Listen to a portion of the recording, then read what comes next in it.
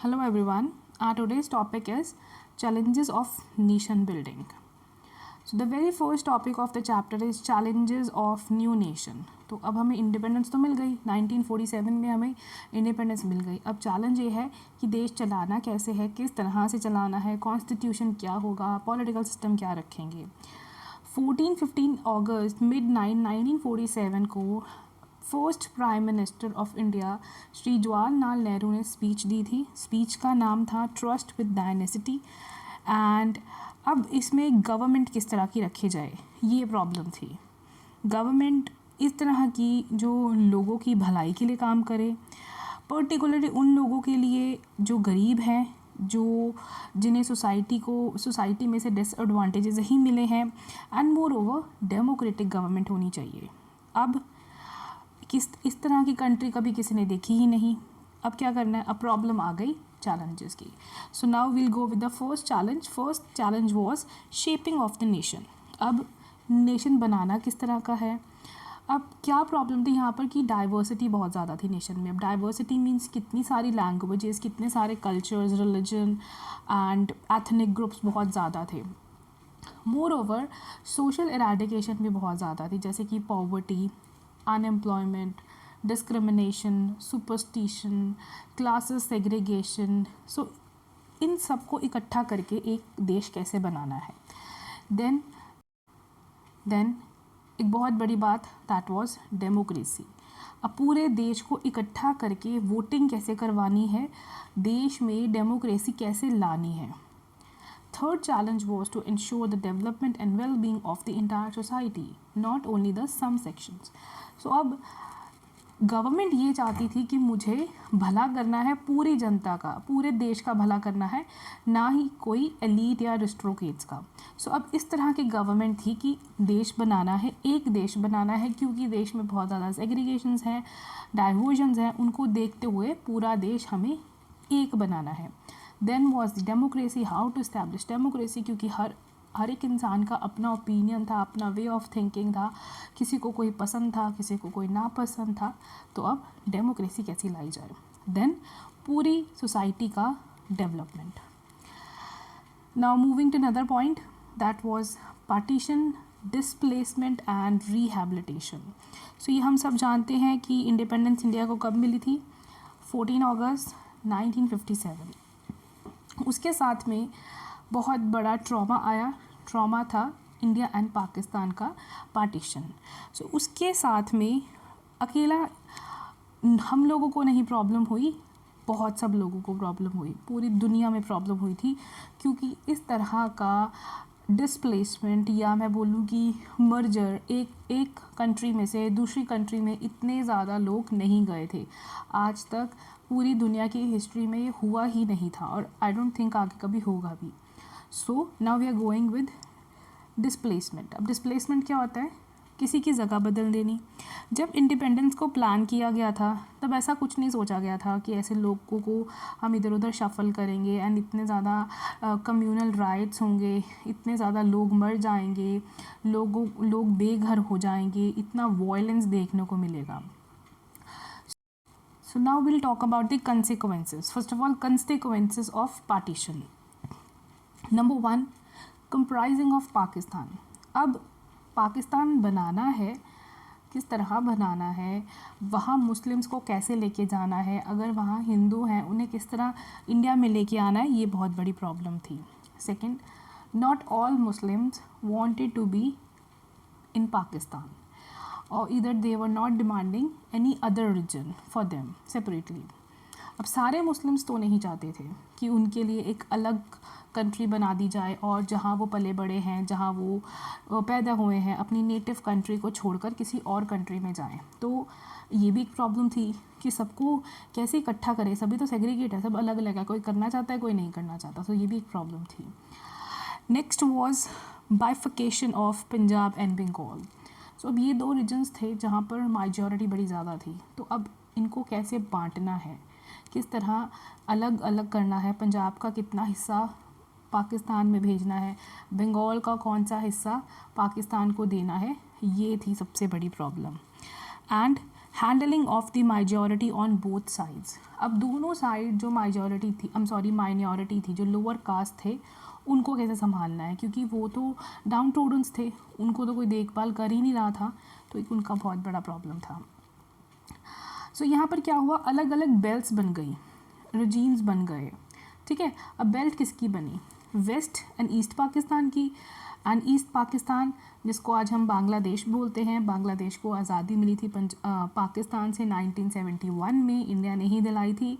So on the basis of Muslim majority belt, Western and East Pakistan was created, which were separated by a long expansion of Indian territory. So अब waste और east Pakistan बनाया। Waste Pakistan Punjab में से गया और east Pakistan गया बंगाल में से। So another point was not all Muslims were in the right of another nation. अब उनमें से एक गांधीयन थे, खान अब्दुल गफ़ार खान, ये भी नहीं चाहते थे कि एक अलग से कोई कंट्री दी जाए, और ये लीडर थे NWFP, north west frontier province. जब ब्रिटिशर्स थे तब ये ब्रिटिश इंडिया के अंडर आता था, बट जब पाकिस्तान बना दिया गया NWFP पाकिस्तान में चला गया। अब पंजाब बंगाल का जो पोर्शन देना था वो बहुत ही ज़्यादा पेनफुल था।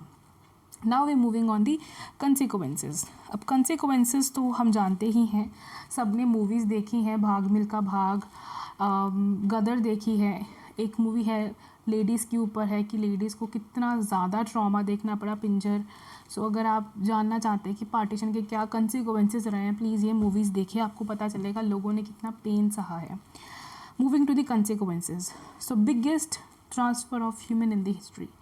इतना बड़ा ट्रांसफ़र आज तक पूरे वर्ल्ड की हिस्ट्री में हुआ ही नहीं था। दोनों तरफ से ही लोग भाग रहे थे, बॉर्डर्स बुरी तरह से भरे हुए थे, लोग एक दूसरे का कत्ल कर रहे थे, खून कर रहे थे इधर उधर अपनी जगह बनाने के लिए। The year 1947 was the year of one of the largest, most abrupt, unplanned and tragic transfer of population of human history as known. So किसी को पता नहीं था कि अगर हम पार्टीशन कर देते हैं इस तरह का भी कुछ हो सकता है, इतना बुरा कंसिक्वेंसेस भी निकल के आ सकते हैं, लोग इतने फ्यूरियस भी हो सकते हैं, इतना गुस्से में लोग आ सकते हैं। माइनॉरिटीज़, इनको तो हमेशा ही लोगों ने इग्नोर किया है। Minorities on the both side of the border fled their home and secured temporary shelters in refugee camps. So अगर आपने भाग मिल्खा भाग देखी है तो बिल्कुल ही बिगनिंग में दिखाया गया है रेफ्यूजी कैंप्स किस तरह के थे। भाग मिल्खा भाग का जो प्रोटैगनिस्ट था, जो एक्टर था, वो जो बॉय जो मिल्खा सिंह का कैरेक्टर दिखा रहा था, उसके हमने चेहरे पे वो डर, वो भूख, वो सब हमने देखा है उस मूवी में कि किस तरह का हाल किया गया था रेफ्यूजी कैंप्स में। तो जो माइनॉरिटीज़ थे, क्योंकि उनको उनके देश से निकाल दिया गया था, तो अब वो क्या करें, रेफ्यूजी कैंप्स में ही जाएंगे, वहीं सहारा लेंगे, तो वो उन्होंने किया। और वहाँ पर उनकी जो हालत थी वो बहुत ही ज़्यादा, I will say it was very disheartening. Of women, that was very pathetic. Women were abducted, उनको किडनैप किया गया, उनके साथ रेप किया गया, अटैक किया गया, मारा भी गया, एंड इवन कुछ की फैमिलीज़ ने ही अपनी लेडीज़ को मार दिया ताकि उनकी फैमिली की प्योरिटी मेंटेन रहे। और कुछ लेडीज़ को फोर्स किया गया रिलीजन चेंज करने के लिए ताकि उनके साथ में मैरिज की जाए और आगे उनके साथ में लाइफ स्पेंड की जाए। So women's condition was very very pathetic at that time. Now after that इतना बड़ा लॉस हो रहा था, लाइफ्स का तो था ही था, प्रॉपर्टी का भी था। लोग बुरी तरह से पब्लिक प्रॉपर्टी को, गवर्नमेंट प्रॉपर्टी को जला रहे थे, कुछ नहीं देख रहे थे क्या हो रहा है, बस they were in angerness, they were so much furious to see the partition instead of understanding the situation और coping with the situation. They were just fighting for what? Fighting for their religion. Hindus were saying Muslims are bad, Muslims were saying Hindus are bad, but none of them were understanding what the actual situation is. क्योंकि ये एक political decision था, तो भी government की responsibility बनती है कि अगर कोई ऐसे राइट्स हो गए हैं, कहीं पर कोई कम्युनिटी को लेकर कुछ प्रॉब्लम हो गई है, तो गवर्नमेंट एंड एडमिनिस्ट्रेशन इस चीज़ को संभाले। बट दोनों कंट्रीज़ की गवर्नमेंट एंड एडमिनिस्ट्रेशन फेल हो गई थी। एंड जो जगहें थी जैसे अमृतसर एंड कोलकाता, ये क्या बन गए थे, कम्युनल जोन्स बन गए थे। यहाँ पर कम्युनिटी के नाम पर बहुत ही ज़्यादा वायलेंस हुआ है, बहुत ही ज़्यादा कल्मिनेशंस हुई हैं, and that was unexpressible. You just have to write like there were nothing we can see instead of blood on the streets, and we were just listening out the cries and all. So communal zones कौन से बने, Punjab and Kolkata. Again we are talking about minorities. Minorities means lower class का तो बहुत ही बुरा हाल हुआ। उनको अपने कंट्री से अगर मैं बोलूँ कि पाकिस्तान से वो आ रहे थे, तो पाकिस्तान से इंडिया आने में या इंडिया से पाकिस्तान जा रहे थे, वहाँ जाने में कम्यूटिंग कोई भी कन्वीनियंस नहीं था उनके पास। They were ample of those kind of minorities जिनके पास कम्यूटिंग कन्वीनियंस नहीं था, just because of the superstitions people were not carrying with them. So लोग उनको अपने साथ ले जाने से मना कर देते थे, तो कुछ ने तो पैदल अपना रास्ता आई विल से कम्यूट किया है, पंजाब टू पाकिस्तान और Pakistan to Punjab. So minorities की हालत बहुत ज़्यादा ख़राब थी। Then brutality on the women, we have already talked about that, बहुत ज़्यादा एब्डक्शंस हुई हैं। रिफ्यूजी कैंप्स की हालत was totally deteriorating. People were not having food to eat, people were not having any sanitization, people were not having place to live. एक छोटे से camp में 10-10, 50-50 लोग रह रहे थे। देन प्रोमिनेंट पर्सनालिटीज़ की बात करते हैं वहाँ पर। तो प्रोमिनेंट पर्सनालिटीज़ मीन्स जो हाई लेवल लोग थे वहाँ पर, वो कोई भी किसी पर ध्यान नहीं दे रहे थे। इस पूरे के पूरे पार्टीशन को बोला गया था division of hearts. Division of hearts क्यों? क्योंकि अगर मैं आपको इस टाइम पे ये बोलूँ कि तुम जहाँ हो वो तुम्हारी जगह नहीं है, अब तुम जाओ यहाँ से, so how you will feel? I guess you will feel bad about that. This is same happened with the people as well. So that was division of heart. अगर मैं बोलूँ माइग्रेशन की, कितने लोग डिस्प्लेस हुए हैं? Nearly approximate more than 80 lakh people were displaced from each nation. So आज तक इतना बड़ा डिस्प्लेसमेंट कभी हुआ ही नहीं है। और इससे भी ज़्यादा जो किलिंग्स की बात है, more than 10 lakh people were killed. अभी ये एक छोटा सा हमारे पास में स्टेटिस्टिक्स है, इससे भी ज़्यादा होंगे डेफिनेटली। सो अब प्रॉब्लम एक और अराइज हो गई, वो ये थी कि अब कुछ मुस्लिम्स इंडिया में रह गए, अब उनको रखना कैसे है, ट्रीट कैसे करना है, उनको प्रोटेक्शन कैसे देनी है, कैसे बाहर लोगों से बचाना है, ठीक है। अब उसके बाद बन गई leagues, Muslim league and Hindu league. अब हिंदू लीग कहती है मुस्लिम लीग बुरी है, मुस्लिम लीग कहती है हिंदू लीग बुरी है। अब दोनों को कैसे संभालना है? कुछ मुस्लिम्स तो इंडिया में ही रह गए ना, तो अब जो रह गए उनकी बन गई आगे लीग्स। लीग्स होती है ग्रुप ऑफ पीपल, ठीक है, उनका एक हेड रिप्रेजेंट कर लिया उन्होंने और एक दूसरे के साथ वो लड़ रहे हैं। अब जहाँ राइट्स थोड़े से सबसाइड करने हैं, थोड़े से कम करने हैं, और इन लीग्स की वजह से वो और ज़्यादा हाइप हो रहे थे। Now integration of princely states. So पहले जानते हैं ये प्रिंसली स्टेट्स क्या होती है।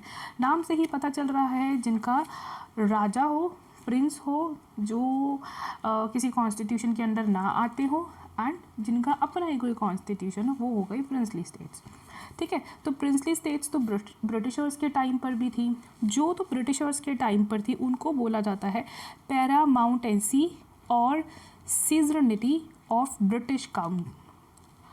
पैरामाउंटेंसी और सीजरनिटी ऑफ ब्रिटिश क्राउन। तो ये बोला जाता था उस टाइम पर जब इंडिया कॉलोनाइज था, ठीक है। सो इस तरह की मैंने अभी स्लाइड में लिखा है, there were 2 types of provinces in India, the British India province and princely states. तो प्रिंसली स्टेट्स को क्या कहा जाता था? I will take out the easy one, that was paramountcy of British crown. So अब जब कॉन्स्टिट्यूशन ड्रॉ कर लिया गया, आज़ादी मिल गई ना, ब्रिटिशर्स चले गए, तो अब पूरा देश एक बन गया। तो जब पूरा देश एक बन गया तो अब ये ब्रिटिशर्स के साथ में जो मिलके राजा अपना देश चला रहे थे, अपना वो पर्टिकुलर किंगडम चला रहे थे, अब वो नहीं रहेगा। अब कोई अपना राज क्यों छोड़े? अब जो किंग्स थे वो कह रहे थे, प्रिंस क्या कह रहे थे, we are not going to leave our designation. Definitely वो नॉर्मल ह्यूमन बींग क्यों बने, वो पब्लिक में अपने आप को क्यों कहलाए? अब ये प्रॉब्लम एक नई आ गई। So that was integration of princely states into the Indian union. Indian union में इनको कैसा लाया जाए? Immediately after independence, there were almost 565 princely states. अब इंडिपेंडेंस के बाद में कितनी टोटल प्रिंसली स्टेट्स थी? 565. Many of them joined Indian union, बहुत सारों ने इंडियन यूनियन ज्वाइन कर लिया था ये बोलकर कि हाँ जी हम तो इंडिया के साथ में इंडियन कॉन्स्टिट्यूशन के साथ चलेंगे, बट कुछ ने बहुत प्रॉब्लम की थी. So now let's read about them. First was Travancore, Hyderabad, Kashmir, Manipur. इसमें मैं एक और ऐड करूँगी, Junagadh. So let's read about them. अब इनको मनाने के लिए गवर्नमेंट की क्या अप्रोच रही है, ठीक है. सो क्या क्या चीज़ें करनी पड़ी हैं इंडियन गवर्नमेंट को प्रिंसली स्टेट्स को इंडियन यूनियन के अंदर लाने के लिए. Government took a firm step against the possible division of India into small principalities of different sizes. अब गवर्नमेंट ने बड़े ही ज़्यादा स्ट्रॉन्ग स्टेप्स लिए, बड़े रूट स्टेप्स लिए हैं. ये नहीं देखा उन्होंने किसी के सेंटिमेंट्स हर्ट हो रहे हैं, किसी को कुछ हर्ट हो रहा है, but they were just thinking about only one thing, that is one nation, that is India. They were not thinking about any prince or his kingdom. They were just tolling them down and saying, no, you are not going to be the prince now. There will be only one ruling party, ruling leader, that will be the PM of the India. Now there is nothing, no king and monarch system like that. ठीक है. उसके बाद में अब government की approach क्या रही है, प्रिंस को जाकर क्लियरली बता दिया गया कि ये काम होगा और ये होगा ही. और अगर वो नहीं मानते फिर देखिए क्या करते हैं. The people of the most of the princely state clearly wanted to become a part of the Indian union. क्योंकि ये जो राजा सिस्टम था, मनार्क सिस्टम था, ये बहुत ही ज़्यादा रूट था, बहुत ही ज़्यादा आई विल से बॉसी था. जो राजा ने कह दिया वो करना पड़ेगा, पसंद है नापसंद है, किसी को कोई बॉदरेशन नहीं थी. तो इसलिए लोग क्या चाहते थे, इंडियन यूनियन में आना. अब यहाँ लोग का मतलब पब्लिक चाहती थी इंडियन यूनियन में आना. सो अब यहाँ पर हम बात करेंगे प्लेबिसाइट्स की. अब एक ऐसा स्टेट है, एक ऐसा रीजन है इंडिया में जहाँ हुआ प्लेबिसाइट, ठीक है. अब प्लेबिसाइट क्या होता है? प्लेबिसाइट होता है कि वोटिंग करवा ली जाए. लेट्स से आपकी क्लास की बात कर ले, हम बोले कि बताइए मॉनिटर बनाना है, बताओ किसने किसको उसको बनाना है, तो आपने एक अपना वोट कर दिया, तो वो एक तरह का प्लेबिसाइट हो जाएगा. तो यहाँ पर इंडियन गवर्नमेंट ने पर्टिकुलर एक रीजन में प्लेबिसाइट करवाया, वोटिंग करवाया लोगों से जानने के लिए कि क्या वो इंडियन यूनियन में आना चाहते हैं या वो अपना राजा के साथ रहना चाहते हैं. The government was prepared to be flexible in giving autonomy to some region. So अब इंडियन गवर्नमेंट इतनी भी फर्म नहीं थी कि उन्होंने झट से बोला और फट से हो गया, नहीं, ऐसा कुछ नहीं था. इंडियन गवर्नमेंट ने कुछ स्टेट्स को ऑटोनॉमी दी. अब ऑटोनॉमी क्या होता है? सेल्फ गवर्निंग रीजन्स, जहाँ वो रीजन जो अपनी गवर्नमेंट खुद बनाते हैं, बट कुछ टाइम पीरियड के लिए रहता है ये. इंडिया, अगर हम इंडियन पर्सपेक्टिव से जाने तो ये जो ऑटोनॉमी दी गई थी वो थोड़े टाइम के लिए दी गई थी, but basic meaning of autonomy is self governing region. Then उसके बाद में consolidation of territorial boundaries of the nation had assumed supreme importance. अब क्या रहा, अब नेशन बिल्डिंग भी हो गई, कॉन्स्टिट्यूशन भी ड्रॉ हो गया, चलो प्रिंसली स्टेट्स को भी हमने हटा दिया, अब बाउंड्रीज, ठीक है. ये भी बहुत बड़ा एक पॉइंट था हमारे लिए कि अब हमने टेरिटोरियल बाउंड्रीज कैसे बनानी है. I guess you people are very much aware about this personality. He is Sardar Vallabhbhai Patel and he was the first deputy PM of India. He served India as a deputy PM for nearly 122 days, that was from 1947 to 1950. So Sardar Vallabhbhai Patel का princely states को, specially मैं इसमें mention करूँगी, princely states को हटाने में बहुत बड़ा रोल रहा है. He acted like a best democratic person and moreover he was very good diplomat as well. He is the one with whom's help India attained that Indian Union, ठीक है ना. इनकी वजह से इंडिया एक सिंगल एंटायर नेशन रहा है, नहीं तो प्रिंसली स्टेट्स को हटाना was a very tough job. Moving to the instrument of accessions. अब ruler of the states signed a document called the Instrument of Accession, but accession of Junagadh, Hyderabad, Kashmir, Manipur proved more difficult than the rest. अब हर एक princely states से एक agreement sign करवाया गया, उसका नाम क्या था? Instrument of accession. ठीक है। सो अब सबने कर दिया, 565 में से काफ़ियों ने कर दिया, अब कुछ रहेगा जैसे कि जूनागढ़, हैदराबाद, कश्मीर, मणिपुर। अब प्रॉब्लम रही जूनागढ़ की। तो जूनागढ़ के बारे में मैंने आपको ऑलरेडी बताया, अभी प्लेबिसाइट समझाया। तो जूनागढ़ में क्या हुआ, प्लेबिसाइट हुआ, गवर्नमेंट ने वोटिंग करवा ली। अब लोगों ने क्या कहा, हम तो इंडियन यूनियन के साथ में रहेंगे, हमें हमारा राजा पसंद नहीं है। सबसे ज़्यादा प्रॉब्लम की हैदराबाद एंड मणिपुर ने। हैदराबाद का जो राजा था उसे कहते थे Nizam, and he was the richest person of the world. And moreover जो हैदराबाद था वो सबसे बड़ी प्रिंसली स्टेट्स थी, एंड उनमें महाराष्ट्र, कोलकाता एंड आंध्र प्रदेश का भी पार्ट आता था। So he was very rude and he was very adamant. और वो अपना राज लोगों पर कैसे चलाता था, अपनी पैरामिलिट्री फोर्स के साथ में, जिसे हम कहते हैं रज़ाकर्स। सो निज़ाम की जो फोर्स थी उसका नाम क्या है, रज़ाकर, राइट। सो अब रज़ाकर का कोई सामना नहीं कर सकता था, ना ही रज़ाकर्स में कोई सेंटिमेंट्स थे, ना कोई फीलिंग्स थी, जस्ट वो बहुत ज़्यादा एब्रप्टली लोगों को परेशान करते थे। इसीलिए निज़ाम की पब्लिक उससे बहुत ज़्यादा परेशान थी। निज़ाम ने भी बहुत प्रॉब्लम क्रिएट की, उसने डायरेक्टली डिनाई कर दिया कि नहीं, he will not sign any sort of agreement regarding this Indian union, he will not going to lose his kingdom, he will not come under Indian institution, and he opposed the rule very vastly. But in September 1984 Hyderabad merged into Indian Union. अब इसके लिए भी एक छोटी सी war हुई थी रज़ाकर्स की and Indian military की। एक मिलिट्री ऑपरेशन किया गया था निज़ाम को वैंक्विश करवाने के लिए, हराने के लिए। Now will talk about Manipur. So Manipur के जो महाराजा थे उनका नाम था बोध चंद्रा सिंह, एंड अगेन ये भी बहुत एडमेंट थे, he was not going to lose his kingdom at any cost. But यहाँ एक नई चीज़ हुई थी जो कभी नहीं हुई थी आज तक, दैट वॉज इन जून 1948। सो ये जो स्टेट थी, अगर मैं बोलूँ किंगडम था, ये क्या था, कॉन्स्टिट्यूशनल मनार्क। यहाँ पर रूल्स एंड रेगुलेशंस भी थे बट मनार्क सिस्टम भी था। मनार्क सिस्टम के होते हुए मणिपुर में पहली बार इलेक्शंस भी हुए थे on the basis of universal adult franchise. So हाँ, मणिपुर का नाम अब इस चीज़ में भी ऐड ऑन किया जाता है कि यहाँ पर इलेक्शंस होते थे, बट राजा अपनी जगह छोड़ने को तैयार नहीं था।